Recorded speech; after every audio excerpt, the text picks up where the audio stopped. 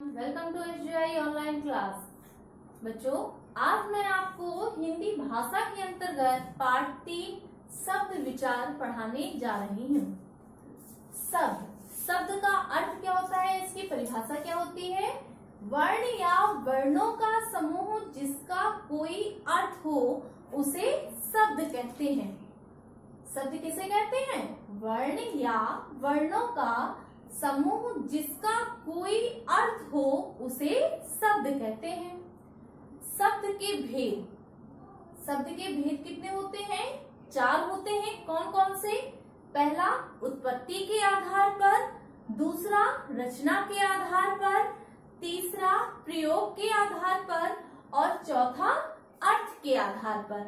अब जो ये शब्द के भेद हैं, इनके अंतर्गत इनके कौन कौन से भेद हैं, इनको आप समझेंगे। सबसे पहला है उत्पत्ति के आधार पर।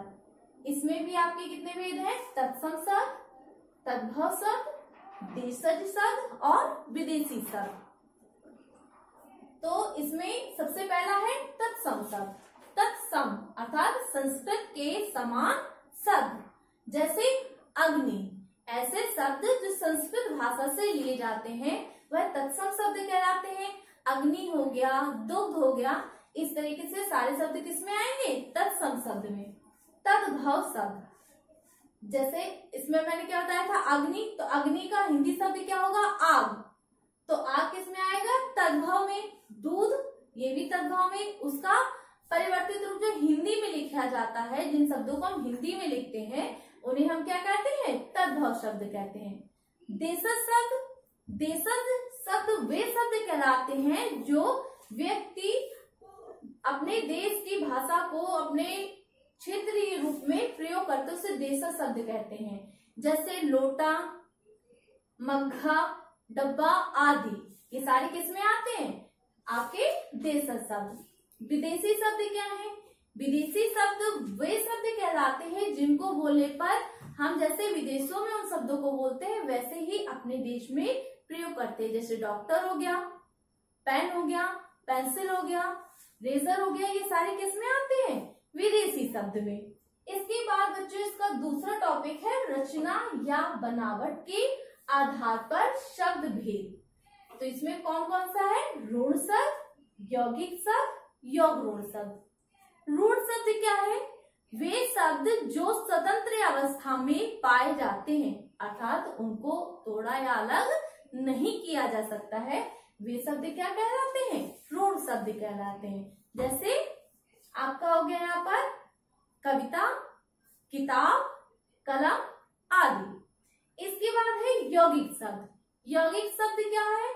कि जो सार्थक जो समूह होते हैं, 2 शब्दों के समूह से जो शब्द बनता है उसको हम यौगिक शब्द कहते हैं। जैसे पुस्तकालय हो गया आपका, विद्यालय हो गया, ये किसके अंतर्गत आएंगे? यौगिक शब्द के अंतर्गत। इसके बाद है योग रूढ़ शब्द। योग रूढ़ शब्द क्या कहलाता है? वे शब्द जो 2 शब्दों के मेल से तो बनता है परंतु उनका अर्थ तीसरा होता है, उन्हें हम क्या कहते हैं? योग रूढ़ शब्द कहते हैं। जैसे 10 आनन, 10 आपकी संख्या हो गई और आनन आपके सिरों का समूह हो गया, तो 10 सिरों का समूह अर्थात रावण। ये आपका बहुब्रीहि समास में भी आते हैं इस प्रकार के शब्द। तो योग रूढ़ शब्द में कौन से शब्द हैं? ऐसे शब्द जिनका कोई तीसरा अर्थ निकले वो योग रूढ़ शब्द कहलाते हैं। इसके बाद है प्रयोग के आधार पर शब्द भेद। तो प्रयोग के आधार पर शब्दों के 2 भेद हैं। पहला विकारी शब्द और दूसरा अविकारी शब्द। तो विकारी शब्द क्या है बच्चों? विकारी शब्द वे शब्द जिनको लिंग, वचन, क्रिया, काल के अनुसार बदला जा सकता है, उन्हें हम विकारी शब्द कहते हैं। अविकारी शब्द ऐसे शब्द जिनको हम क्रिया, लिंग, वचन आदि के अनुसार नहीं बदलते, अर्थात जैसे हैं वह वैसे ही मिलते हैं, उन्हें हम क्या कहते हैं? अविकारी शब्द कहते हैं। इसके बाद है चौथा अर्थ के आधार पर शब्द भेद। इसमें क्या है? एकार्थी शब्द, अनेकार्थी शब्द, पर्यायवाची शब्द और विलोम शब्द। एकार्थी शब्द क्या है? एकार्थी शब्द वे शब्द जो एक स्थान पाए जाते हैं, जैसे किताब हो गया, कॉपी हो गया, मेज हुआ तो ये क्या एकार्थी शब्द है, एक ही अवस्था में पाए जाते हैं। अनेकार्थी शब्द, अनेकार्थी शब्द ऐसे शब्द जिनका अनेक अर्थ निकलता है, ऐसे शब्द जिनका अनेक अर्थ निकले वो अनेकार्थी शब्द कहलाते हैं। जैसे अंक, अंक का गोद भी होता है, संख्या भी होती है, तो ये किसमें आते हैं, अनेकार्थी शब्द में। इसके बाद है पर्यायवाची शब्द। पर्यायवाची शब्द में क्या है कि एक शब्द के अनेक, जैसे आपका कमल है तो कमल का आपका क्या हो जाएगा, पंकज, नीरज, सरोज, ये किसके पर्यायवाची कहलाएंगे, कमल के। इसके बाद है विलोम शब्द। विलोम शब्द में वे शब्द होते हैं जो एक दूसरे के विपरीत होते हैं। जैसे अगर राजा है तो दूसरा क्या होगा, रंग, अच्छा है तो बुरा, अंधकार है तो प्रकाश। ये किसके अंतर्गत ऐसे शब्द आते हैं, विलोम शब्द के अंतर्गत। बच्चों मैं इसे पुनः दोहराऊंगी, इसको ध्यानपूर्वक समझिएगा कि शब्द क्या है, वर्ण या वर्णों का समूह जिसका कोई अर्थ हो उसे शब्द कहते हैं। इसके बाद शब्द के भेद। शब्द के भेद कितने हैं, जैसा कि अभी आपने पढ़ा कि शब्द के 4 भेद हैं।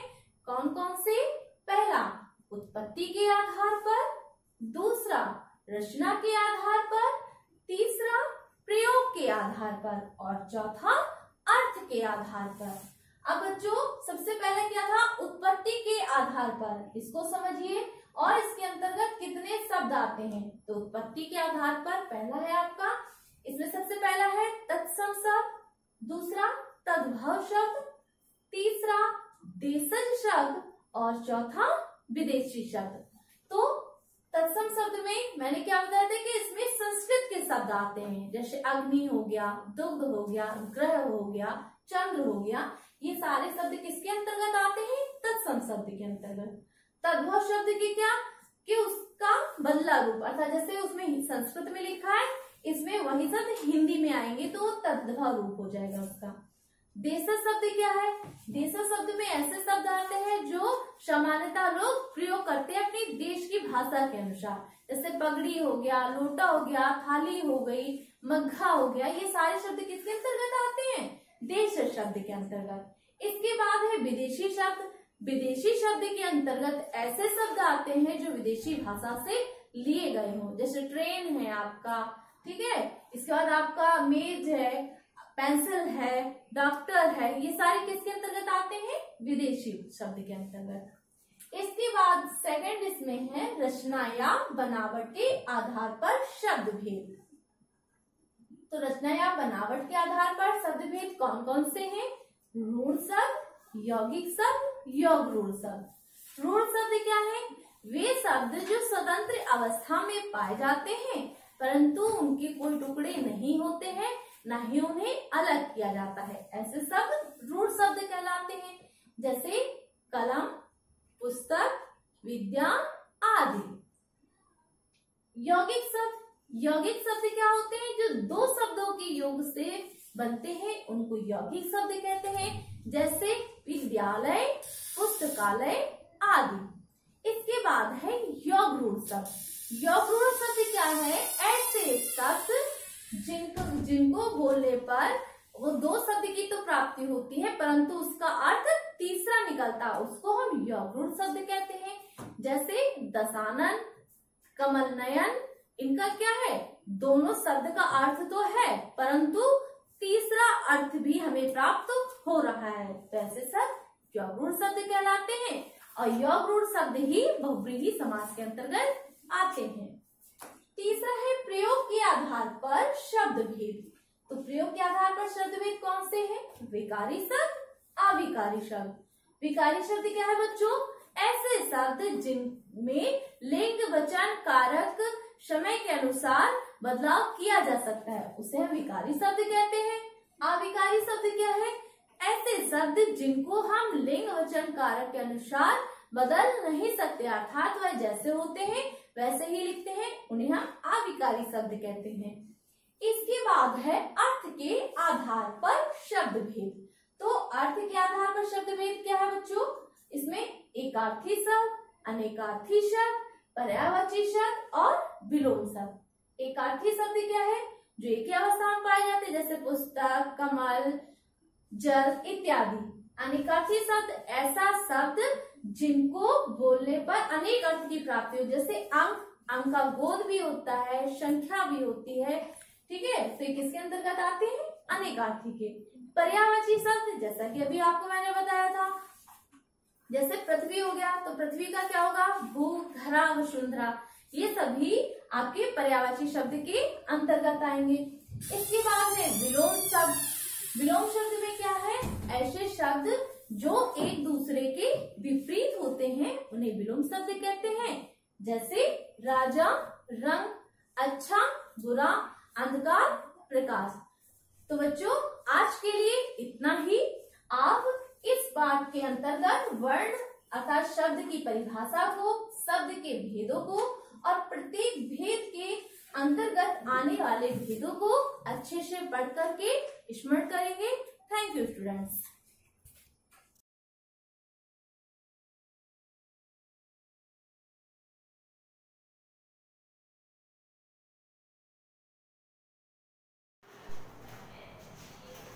Very good morning students. बच्चों मैंने अपने प्रीवियस लेक्चर में आपको ज्योग्राफी पार्ट 3 पृथ्वी की सतह पर परिवर्तन के बारे में बताया था। आज मैं इसी चैप्टर को कंटिन्यू करने जा रही हूँ। चैप्टर कंटिन्यू करने से पहले मैं अपने प्रीवियस लेक्चर का आपको कुछ रिविजन कराने जा रही हूँ। जैसा कि मैंने अपने प्रीवियस लेक्चर में आपको बताया था भूकंप के बारे में, तो जैसा कि आप जानते हो कि भूकंप से क्या तात्पर्य है? पृथ्वी की धरातल का कांपना और थरथराना क्या कहलाता है बच्चों? भूकंप कहलाता है। तो ये हमारी क्या है? अकस्मात होने वाली क्रिया है। हमें नहीं पता चलता कि कब भूकंप आएगा, कब उसके आगमन का हमको बिल्कुल भी एहसास नहीं होता है। तो ये हमारी क्या होती है बच्चों? अचानक होने वाली क्रिया है। तो पृथ्वी के धरातल का कांपना और थरथराना क्या कहलाता है? भूकंप कहलाता है। भूकंप का अध्ययन सिस्मोलॉजी से किया जाता है। और भूकंप की तीव्रता को किससे मापा जाता है? भूकंप की तीव्रता को रिक्टर स्केल से मापा जाता है, जिसका विकास 1935 में चार्ल्स रिक्टर ने किया था, जिसके नाम पर इसका नाम रिक्टर स्केल रखा गया। भूकंपीय तरंगों को सिस्मोग्राफ से रेखांकित किया जाता है और भूकंप के उद्भव स्थान को, जहां से भूकंप का उद्भव होता है, उसको हम लोग केंद्र कहते हैं। अब हम बात करने जा रहे हैं आज भूकंप के कारण। तो बच्चों सबसे पहला कारण है भूपटल के अंदर गहराई में चट्टानों के आकस्मिक टूटने से भूकंप आते हैं। तो भूकंप कैसे आते हैं? हमारे भूपटल, पृथ्वी की सतह के नीचे भूपटल के अंदर बहुत ही गहराई में चट्टानें क्या हो जाती हैं? जब दरारें पड़ जाती हैं चट्टानों में, तो चट्टानें क्या हो जाती हैं? टूट जाती हैं। तो चट्टानों के अचानक टूटने से क्या हो जाते हैं बच्चों? भूकंप आते हैं। सेकेंड, भूकंपीय तरंगों का अधिकेंद्र से निर्गत होकर पृथ्वी की धरातल पर आना। और थर्ड कारण है पृथ्वी के धरातल पर स्थित अधिकेंद्र के आसपास के क्षेत्रों में भूकंप बहुत भयंकर होता है। तो ये सब क्या है बच्चों? भूकंप के कारण है। भूकंप में 3 तरह के तरंग या कंपन होते हैं, जैसा कि मैंने अपने प्रीवियस लेक्चर में आपको बताया था।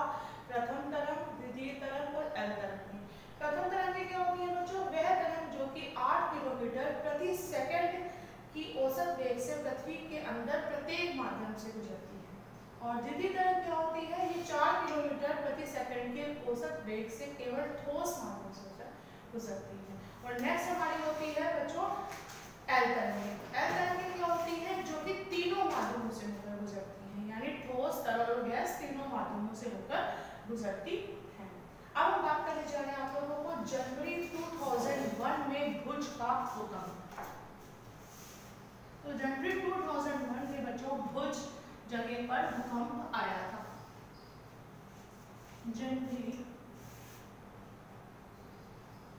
2001 में भुज का भूकंप।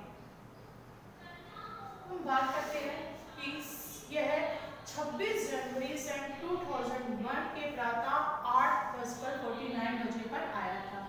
यह 26 जनवरी 2001 के प्रातः 8:49 पर आया था। यह एक प्रलयकारी भूकंप था जो गुजरात के कच्छ जिले में आया था। कहाँ पे आया था बच्चों? ये गुजरात के कच्छ जिले में आया था।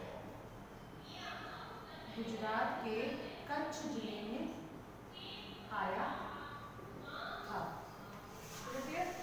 इस भूकंप से भुज शहर और बाजुआ गांव भुज से 60 किलोमीटर की दूरी पर स्थित है। तो इस भूकंप से क्या हो गया था, भुज शहर और बाजुआ गांव जो कि भुज से 60 किलोमीटर की दूरी पर है, उसका मुख्यालय अहमदाबाद से गुजरात के कई अन्य क्षेत्र भी प्रभावित हुए। तो इस भूकंप से कच्छ प्रभावित हुआ, भुज प्रभावित हुआ, बाजुआ गांव प्रभावित हुआ, अहमदाबाद सहित गुजरात के कई क्षेत्र इस भूकंप से प्रभावित हुए। जीवन तथा संपत्ति की व्यापक हानि के कारण भुज और आसपास के जो क्षेत्र में जो यातायात के जो जितने भी साधन थे सब तबाह हो गए, लोगों की संपत्ति बर्बाद हो गई। तो इस भूकंप के कारण जीवन का कुल नुकसान कितना हुआ, लोगों का कितना नुकसान हुआ, 13,605 व्यक्ति क्या हो गए बच्चों, मारे गए। 13,605 व्यक्ति मारे गए और 198 जो मकान थे वो क्या हो गए, क्षतिग्रस्त हो गए। तो ये जो भुज का जो भूकंप था जो कि 26 जनवरी 2001 के प्रातः 8:49 पर आया था, उसने क्या किया, भुज, कच्छ, बाजुआ गांव, अहमदाबाद और गुजरात के कई क्षेत्रों को प्रभावित किया। इससे बहुत ही धन की हानि हुई। अब हम बात करने जा रहे हैं बच्चों आप लोगों से अपक्षय।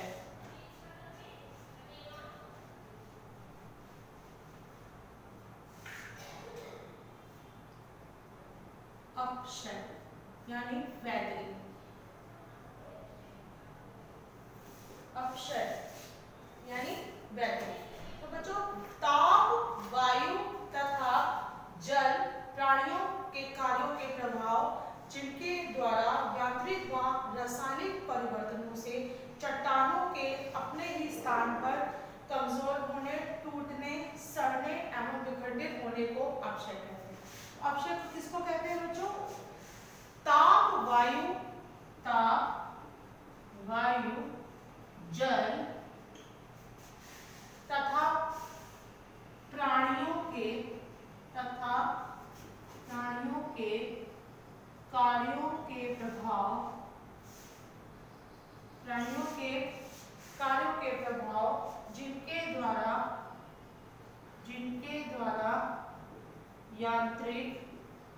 रासायनिक परिवर्तनों से चट्टानों के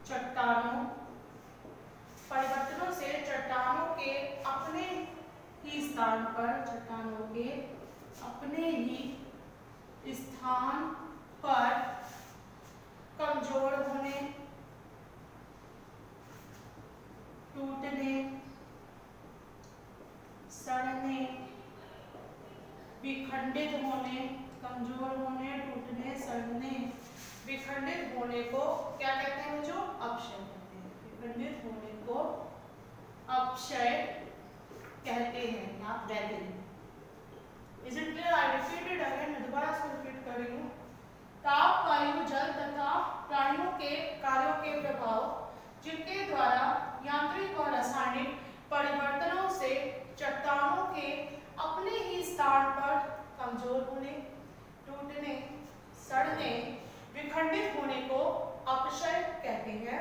यह 3 प्रकार के होते हैं। अब हम इसके प्रकारों के बारे में बात करने जा रहे हैं। सबसे पहला आता है बच्चों भौतिक अपक्षय।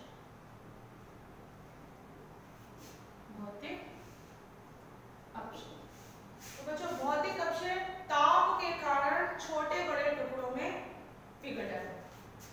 ताप के कारण छोटे बड़े टुकड़ों में विघटन। दूसरा हमारा आता है बच्चों घर्षण। थर्ड हमारा आता है दबाव। दूसरा हमारा आता है घर्षण, थर्ड हमारा आता है दबाव और फोर्थ हमारा आता है चट्टानों में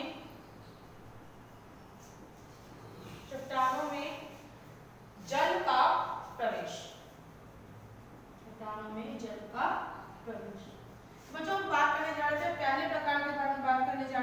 भौतिक अपक्षय।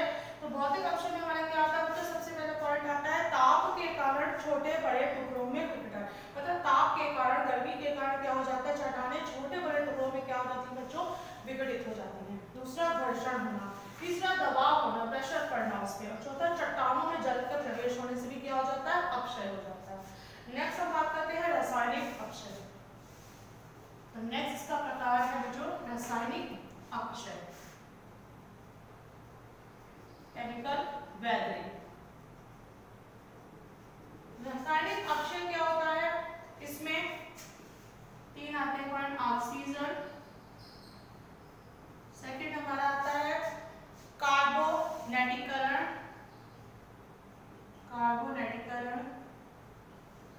और थर्ड हमारा आता है जल योजन। इसमें तीन प्रक्रियाएं आती हैं बच्चों हमारी, ऑक्सीजन, कार्बोनेटिकरण और जल योजन। अब हम बात करने जा रहे हैं तीसरा अपक्षय जो होता है हमारा प्राणी वर्गीय अपक्षय। ये सेकंड अपक्षय था, थर्ड अपक्षय हमारा हो गया प्राणी वर्गीय अपक्षय। प्राणी वर्गीय अपक्षय में बच्चों हमारा पहला आता है वानस्पतिक अपक्षय,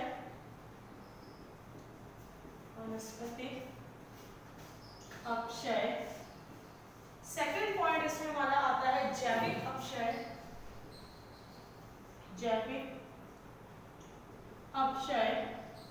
और थर्ड पॉइंट हमारा इसमें आता है मानवीय क्रियाओं द्वारा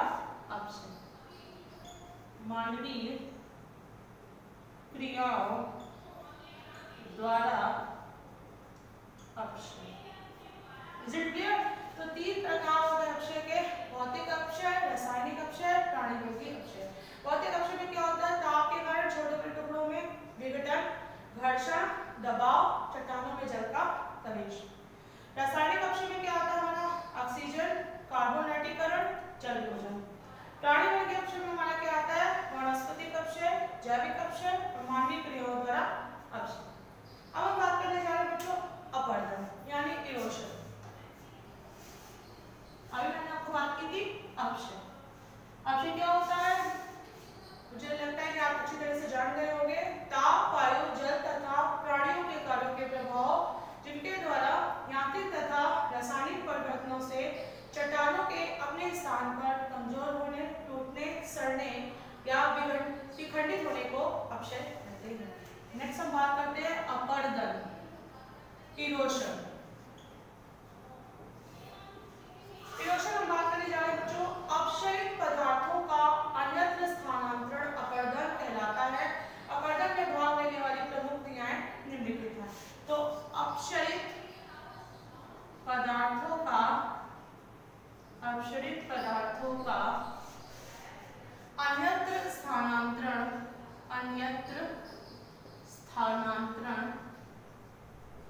क्या कहलाता है, अपरदन कहलाता है।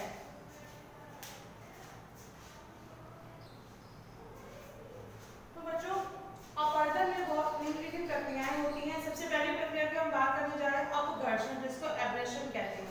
ये वह प्रक्रिया जिसमें जल प्रवाह अपने साथ कंकड़, पत्थर, बालू आदि पदार्थों के साथ आगे बढ़ता है। तो आपको पता है अपरदन क्या होता है, मतलब कि कट जाना, किसी चीज का कट जाना, कैसे, वायु से, जल से और बर्फ से। तो अपने स्थान से हट जाना या स्थानांतरित हो जाना, अपनी जगह से हटकर दूसरी जगह चले जाना, ये क्या कहलाता है बच्चों, अपरदन। तो इसमें निम्नलिखित प्रक्रियाएं आती हैं। सबसे पहली प्रक्रिया क्या आती है, अपघर्षण, जिसको मैं बता रही हूँ एब्रेशन। तो ये प्रक्रिया क्या होती है, जिसमें बच्चों जल प्रवाह, जल अपने साथ क्या ले आता है, कंकड़, पत्थर, बालू आदि पदार्थ अपने साथ ले आता है। तो इन पदार्थों को अपने साथ ले जाकर वो आगे की तरफ बढ़ता है। तो इन पदार्थों के संपर्क में आने वाली चट्टानें क्या होती हैं, उनका क्षरण होने लगता है। अब जाहिर सी बात है कि जल अपने साथ कंकड़, पत्थर और बालू को लेके आ रहा है, तो इन पदार्थों के संपर्क में जो भी चट्टानें आएंगी तो उनका क्या होने लगेगा बच्चों, उनके किनारे क्षतिग्रस्त होने लगेंगे। तो इस प्रक्रिया को हम लोग क्या कहते हैं, अपघर्षण कहते हैं, abrasion. Is it clear? Now next प्रक्रिया है हमारी सन्निघर्षण, जिसको हम लोग बोलते हैं एट्रिशन। जब किसी प्रवाह में प्रवाहित होने वाले पदार्थ उसमें प्रवाहित होने वाले पदार्थ आपस में घर्षण करने लगते हैं, आपस में टकराने लगते हैं। तो आपस में टकराने पर क्या हो जाता है, छोटे हो जाते हैं। और जाहिर सी चीज है कि दोनों चीजें जब आपस में टकराएंगी तो क्या हो जाएगा, छोटी हो जाएगी, कट जाएंगे। तो जब किसी प्रवाह में प्रवाहित होने वाले पदार्थ आपस में घर्षण कर छोटे होने लगते हैं तो इस प्रक्रिया को हम क्या कहते हैं, संधि घर्षण कहते हैं, एडहेशन कहते हैं। Now that's all for today. I will continue this chapter in my next video.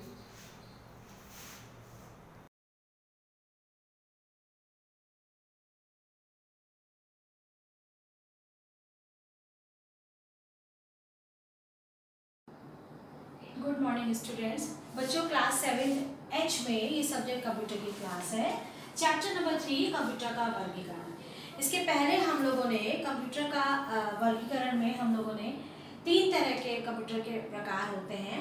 एक उनका अनुप्रयोगों के आधार पर, ठीक है, एक उनके आकार के आधार पर और एक हम लोगों ने उसके एप्लीकेशन के आधार पर हम लोग ये पढ़ चुके हैं।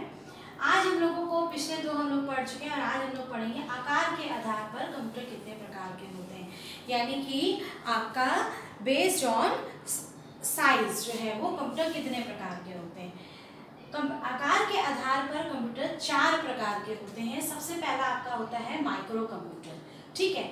माइक्रो कंप्यूटर सबसे पहला आपका है माइक्रो कंप्यूटर, दूसरा है आपका मिनी कंप्यूटर, फिर उसके बाद आपका है main frame computer, main frame computer, और फोर्थ आपका होता है सुपर कंप्यूटर। तो इस तरह से आकार के आधार पर आपके 4 कंप्यूटर्स होते हैं, mini, micro, main frame and super computer. आज हम लोग इन्हीं के कैरेक्टरिस्टिक्स यानी कि विशेषताओं के बारे में पढ़ेंगे कि ये क्या होता है। सबसे पहले आपका माइक्रो कंप्यूटर। माइक्रो कंप्यूटर जो है वो आकार में बहुत छोटे होते हैं। इनका जो ये आकार में छोटे होते हैं, ठीक है, स्मॉल साइज के होते हैं, सबसे पहली चीज। दूसरा क्या होता है, इनका बाकी मेन फ्रेम, सुपर कंप्यूटर और आपका जो मिनी कंप्यूटर है, इनकी अपेक्षा इनका जो प्राइस होता है वो अपेक्षाकृत जो है वो अपेक्षाकृत इनका जो प्राइस होता है या इनकी जो कीमत होती है वो कम होती है, ठीक है। ये सिंगल यूजर कंप्यूटर कहलाते हैं। माइक्रो कंप्यूटर जो है वो सिंगल यूजर कंप्यूटर कहलाते हैं। सिंगल यूजर का मतलब क्या होता है? सिंगल यूजर का मतलब होता है कि माइक्रो कंप्यूटर को हम लोग सिंगल यूजर कंप्यूटर सिस्टम कहते हैं। सिंगल यूजर सिस्टम इसलिए कहते हैं क्योंकि इसमें एक समय में केवल एक ही यूजर काम कर सकता है। ये इसका इंपॉर्टेंट पॉइंट है कि ये सिंगल यूजर सिस्टम कहलाते हैं। इनकी वर्ड लेंथ कितनी होती है? इनकी जो वर्ड लेंथ है वो आपकी 8 से 32 बिट तक होती है, ठीक है। 8 से 32 बिट तक इनकी वर्ड लेंथ होती है और इनकी जो सीपीयू की जो क्षमता होती है वो और जितने भी आपके मिनी कंप्यूटर, मेन फ्रेम और सुपर कंप्यूटर्स होते हैं, इनकी अपेक्षा ये जो सिस्टम है इनकी जो आपकी सीपीयू की भी क्षमता जो है वो सीमित होती है। जनरली माइक्रो कंप्यूटर्स कौन से किस माइक्रो कंप्यूटर की कैटेगरी में कौन से आते हैं? जैसे हमारे लैपटॉप हैं, ये पीसी है आपका, ठीक है। तो ये जितने भी आपके हैं ये सारे के सारे आपके क्या कहलाते हैं? ये आपके माइक्रो कंप्यूटर में आते हैं। पीसी की भी कैटेगरी है, जैसे पीसी का फुल फॉर्म होता है पर्सनल कंप्यूटर। ये एग्जांपल है आपका माइक्रो कंप्यूटर का। इसी में ही पीसी एक्सटी आता है। पीसी एक्सटी का मतलब क्या होगा? PC for personal computer, XT का मतलब हो गया एक्सटेंडेड कंप्यूटर। तो ऐसे ही आपका पीसी 80 होता है। एक पीसी 80 का मतलब होता है पर्सनल कंप्यूटर एडवांस्ड टेक्नोलॉजी, ठीक है बच्चों। तो इस तरह से आपका ये माइक्रो कंप्यूटर है। नेक्स्ट अब आपका टॉपिक है मिनी कंप्यूटर।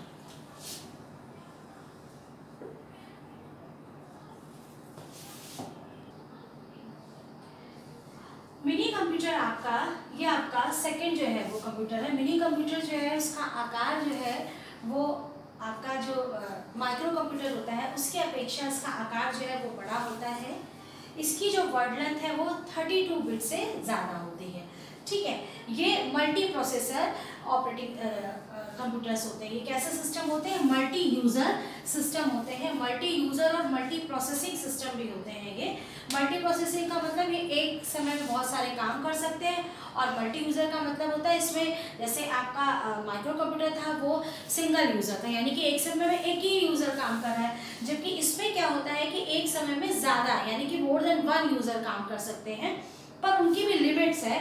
तो एक समय में आपका 1 से 35 यानी कि 35 यूजर्स जो हैं वो एक साथ आपके काम कर सकते हैं। सीधी सी बात है, जब इनकी मल्टी यूजर है और मल्टी प्रोसेसिंग है तो स्पीड भी बढ़ेगी। तो इनकी जो प्रोसेसिंग स्पीड होती है वो 10 to 30 MIPS होती है।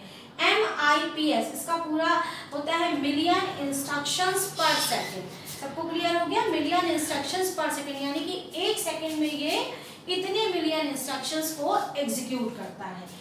एग्जाम्पल इसका क्या है? PDP second wax 8300।